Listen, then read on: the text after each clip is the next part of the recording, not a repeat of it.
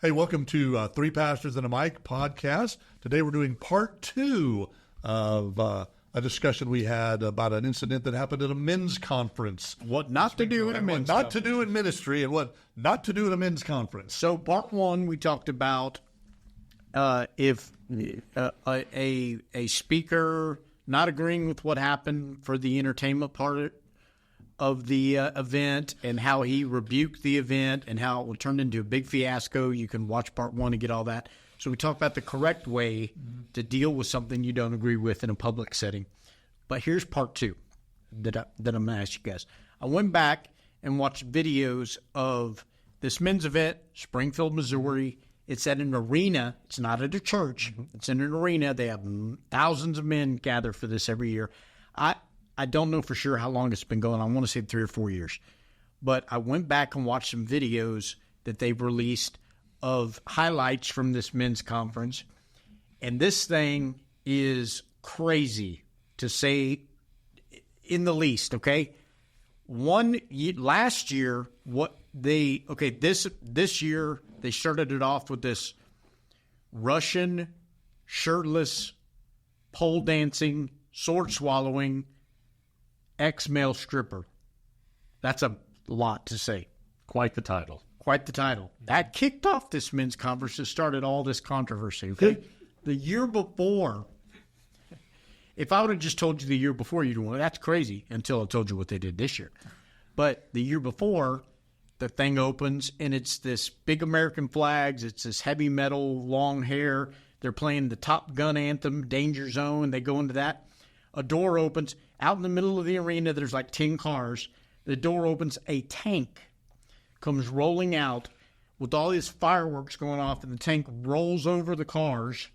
Everybody's screaming and hollering, and the guy gets out and announces the conference, and it's blah, blah. A tank. Yeah, big open. Running over cars. Yeah. Okay, like a truck show or whatever. Then, here's my question to you about all this, okay? I've been to plenty of church conferences in my life, as have you, and you guys have spoken at them, okay, and all this. I went to one every year for like 5 years in a row, and we would always say, what are they going to do this year? We would say that. And how, you know what I mean? How are they going to? It is so easy to get in a routine of pulling off something visually, dramatically, artistically, really big and creative that you spend a lot of money on and you get a lot of bang for your buck, blah, blah, blah, blah, blah. And then the next time you do it, you have to make it bigger and better. Well, it has to go one up. And the next time you do it, it has to be bigger and better. It's very easy to get in that routine. When I'm watching that tank roll over those cars, or I'm seeing that guy on the stage doing the stuff, my mindset goes to, okay, a guy that goes to that conference is sitting there going, I paid whatever amount of money I paid to go to this thing, or my church brought 12 guys or whatever, and we want to refill our spiritual tanks as men to go out and blah, blah. Do we need that? Do we need a tank to jump over? Is somebody going to go, I was feeling a little spiritual empty, but when that tank came out and crushed those cars, I'm ready to go lead my kids and my family. Like that tank crushing them cars. Like that tank crushing them cars for the glory. Kids. Well, maybe the visual is like, we're storming the gates of hell. We're storming this like a tank. I mean, what's the visual? What's the purpose of the visual? If they would have put a bunch of short people in red horned outfits sitting in the cars and the tank crushed them all into oblivion, I would have said, sweet. No, okay. Same thing with seeing a guy shirtless, dancing, and doing all that. How does that make you recharge? Because my thought is if this is my jaded, I go, like we were laughing at the person, I'm going all the way down there. I'm telling you, if Saturday Night Live would have done a spoof on churches, okay, a spoof, making fun of it, and said, we're here at the so-and-so men's conference or whatever, you couldn't have made a better spoof.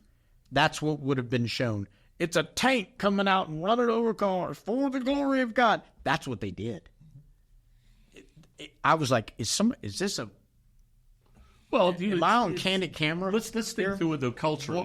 That's what I'm asking you is where is the line? How much culture now? Because guys, I see that.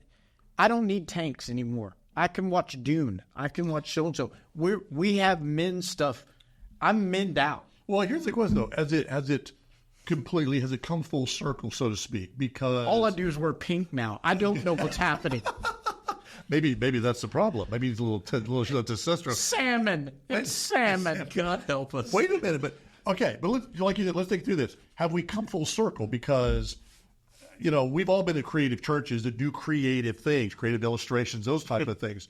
And I mean, I was under Kerry Shook in Fellowship of the Woodlands, now called Woodlands Church, and Kerry was very creative. He was. And, he is. And his philosophy, he said, Hollywood and Broadway, all these places spend, music videos and producers. They spend millions of dollars putting out a message that's not worth listening, doing it in such creative ways. We have the most incredible message that everyone needs to hear. Why don't we use that same creativity to present that message, to get that message across? Amen to that. I understood exactly what he was saying, but I think, and we did stuff at that church. I mean, they built a whole sandcastle on stage. I mean, with 3 tons of sand for an illustration, and it lasted a summer. We had he did a series called Motocross. That was unbelievable. We actually built a ramp on the stage, expanded the stage, and had guys on motorbikes jumping over a berm over the pastors on stage. Yep. And it brought people in. There's a guy there, one of the guys that did it, we brought in to do the jump. He wasn't a believer. He would tell you he's very far away from God, went to church up until about junior high and then quit. And doing that brought him in. He got saved and became a regular church member and serving, after that. So there was that creative element. But They didn't let him drive the golf cart in the parking lot, though. No, they did not. That they did not do. We tried to jump 3 cars in it. It just, didn't anyway. go well. With the golf cart? Yeah. But, so there was that creativity. But you're right. Have now 20 years of doing that? Yes. Has we now gone to a point where it's just we throw stuff out there, or churches do that, throw stuff out there just because it's what expected, or because we did this last time, now we gotta top that. We gotta do something bigger and better. And like you're saying, even as it come around in the church world, where it's like, everyone's trying to get back to simplicity. Well, the term for all that, as you know, is called jumping the shark. Yes. And it came from Happy Days. Yes. Yeah, with Fonzie jumped the shark. With the leather jacket. Let me just give you a little historical context. Charles Spurgeon spoke about this, in fact, in his day, where guys, communicators, pastors, were using sensationalism to draw people in to give them the gospel. And he really talked about it. He said the theater has its place, and its place is not into the church gathering. Now, I think I would argue with that because the church once had the corner on the arts. Music and art and sculpting and everything. The church had the corner on it, and we kind of let that go. But what we have to think through is what is appropriate and what is not.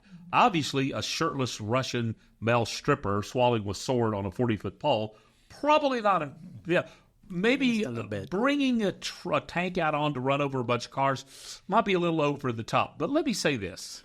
It's in Springfield, Missouri. Right down the road's Branson. Branson's got all the sensation.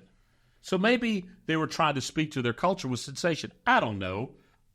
Whatever choices there is. Who am I to judge another man's servant? To his own master he stands or falls. That's what Paul says in the book of Romans. So I need to say, okay with that. But let me tell you a story I experienced. Tara and I went to a conference in Orlando, an unnamed conference in Orlando. Tara's my wife. And we were in a season of really discerning. We felt God moving. Our son had been deported from Canada the second time. He could not come to Canada. We were broken-hearted parents. We were living where our son could not come. We were broken-hearted. And we were seeking to hear from the Lord. And we were at this conference. And this pastor from Kenya gets up and speaks. And he gives one of the most moving, dynamic talks. I still remember it today. He talked about the Moravians. They talked about how they sold themselves into slavery. And just 2 years before that, Tara and I had gone to Moravia, and we had been in the church, looked at the grave of Zinzendorf, the founder of the movement, and we were listening to this in that heart of giving up everything to live all for Jesus. And he had an altar call. And we went forward. Tara and I, tears streaming down our face, saying, we will abandon it all for Jesus. Just moved deep in our hearts. And some of our team was there with us, and they knew what we were struggling. They came and put their hands on us. They prayed over us. It's a beautiful moment. And it just kind of wrapped up and calmed down. And then the host jumped up and played a video of him photobombing famous pastors. It's like all but Jesus was sucked out of the room, and we were back to a display of stupid. During that conference, one of the speakers, a pastor of church, dropped the F-bomb 3 times in his talk. And I mean, I can stream that on TV. I don't need to go to a conference to hear that. And, that's not part of mine and my wife and I vocabulary. We don't talk like that. And the thing is, I'm thinking, why are we celebrating the salacious and the stupid? Why are we trying to one-up or trying to speak to the culture when we have a God who transcends culture, who speaks to the deepest place? When I go to a men's conference, I want to hear from Jesus. I want to hear godly men who have passion, who have been there, who've got the scars, who roll up their sleeves and said, I did this for Christ. Come, follow me while I follow Jesus. Not to see a Russian stripper or a tank run over cars. I might be jaded. I might be an old fuddy-duddy pastor, but I need to hear from Jesus. And when I go to a conference and pay my money, I want to hear from Jesus. And and if God has been with the Lord, like at that conference, I mean, we heard some incredible speakers. Bill Hybels spoke, and whatever you want to say about Bill Hybels, I love the guy, and he speaks to the heart. Andy Stanley spoke. It was amazing. This pastor from Kenya, I don't remember his name, but man, he just spoke to my heart. Then you got this guy dropping F-bombs, showing stupid videos, and it's just like, what are we doing? And when we gather men, and I speak at a men's event or gather with men, I want to show them Jesus and not show them stupid. Yeah. I want to show them the power of God, not a Vegas act. Well, Now, I think when I I'm sounding super spiritual. No. I apologize. Well, no. What I hear though, and things are cyclical when it comes to creativity. Oh yeah. And when a lot of creativity came into church in the late '90s, early 2000s, Which I was a part of. it was a movement because the church finally was able to access some technology and to sort of, I'm using the wrong word, but compete with secularism. And man, that was a big deal. And a lot of people were like, that was really cool, right? But like you just said, there's AI and special effects on your phone now that make what we can do on the stage Ridiculous. A 6-year-old can edit a video with explosions and blah, blah. So that's kind of gone out the way of whatever it is. Here's what we forget a lot of times. I think when it says when Paul says, I went into their culture and I became them to reach them, right? I think when I moved to Jews, I'm a Gentile. When I'm a Gentile, I become all things to all people to reach all men. there you go. And I think part of that we look way past, I know I do, is when we have church on Sunday, they pull on a paved road. They come into a paved parking lot. They go past this beautiful stone wall. They walk into this beautiful building. We are using our culture. This building is our culture. They get to see it on screens. They get that. We're not just meeting in the grass out there on a hill with no microphone. And we have amazing music that we use the arts to touch the heart. We do, and there's a lot. I think we're using our culture. Our culture's, maybe the style of music we're playing or whatever, but we're fully immersed in the culture around us with our country, Texas country vibe, hill country, whatever. Our music styles, and styles. We do it without thinking about it. And for some reason in my brain, I want to figure out, I want to add to it. You want to one-up it. I want to one-up it. I want to go, man, let's have some Roman candles on stage. Let me tell you about that, Skip. It's interesting you say that. I was a music pastor in the 80s. And 1880s. yeah. And it was it was all about the big Christmas event. Yes. And what people remembered were, like I remember one year, Second Baptist Houston had flying angels. Mm-hmm. And they spent all this money to fly these girls, obviously girls, around the auditorium and people. And then First Baptist had a real camel. They brought a camel in.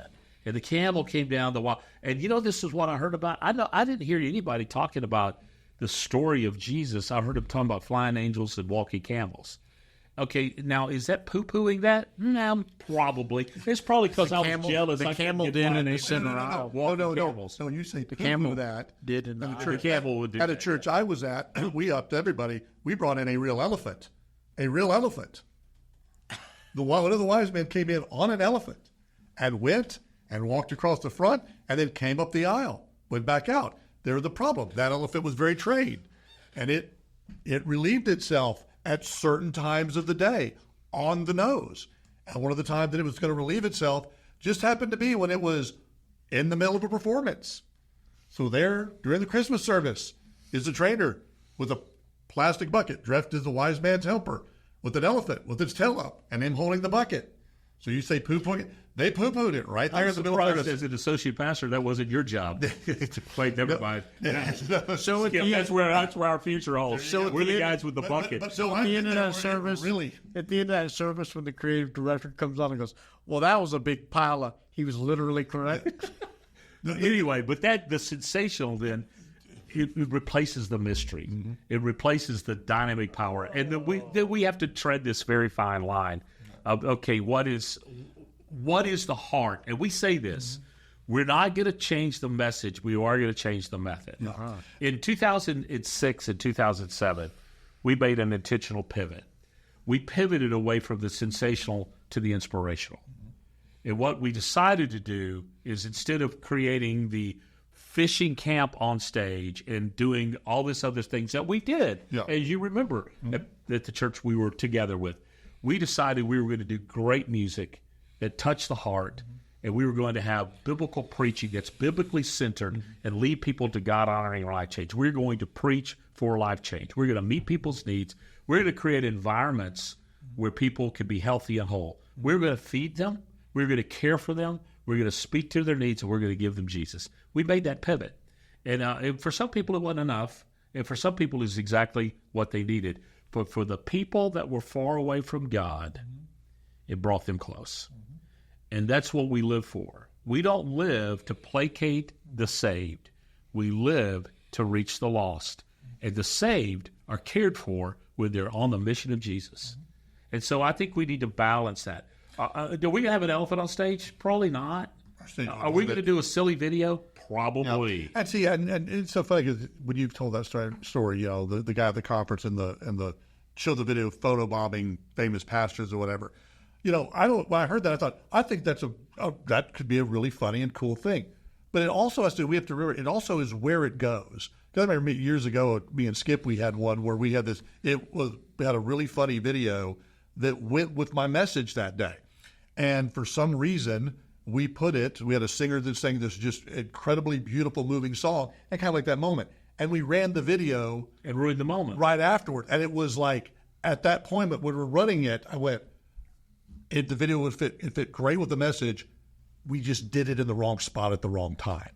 And it messed everything up. And you learn from that. So you make those mistakes. So like I said, something that, one doesn't work here, could work there. It could be the exact same video or exact same illustration.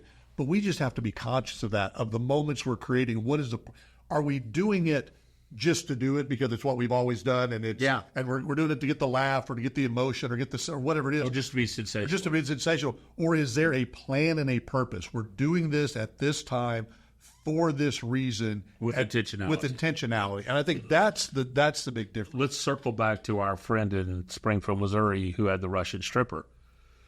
Probably not going to open with him next year. Mm. And maybe they're in the process of rethinking the whole conference. What happened with men's ministry is very, very interesting. Coach McCarthy, he started Keepers. Started Promise Keepers and people speaking and men gathering. And the problem with it wasn't in the local church. It was a conference movement, not a church movement. Mm-hmm.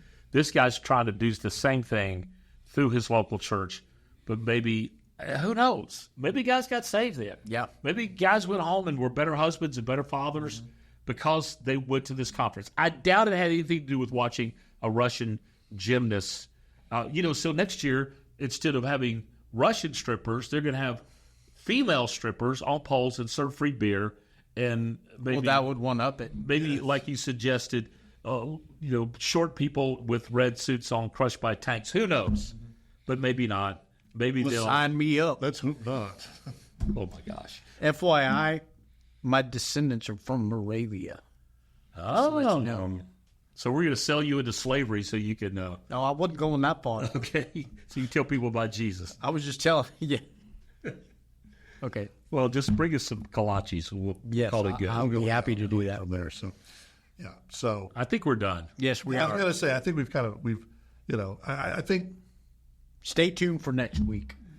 Yeah, we'll be on another rant about something next week. Because I know if there's one thing I know, something else will happen this week. that's And we'll probably, I've been hearing a lot about identity.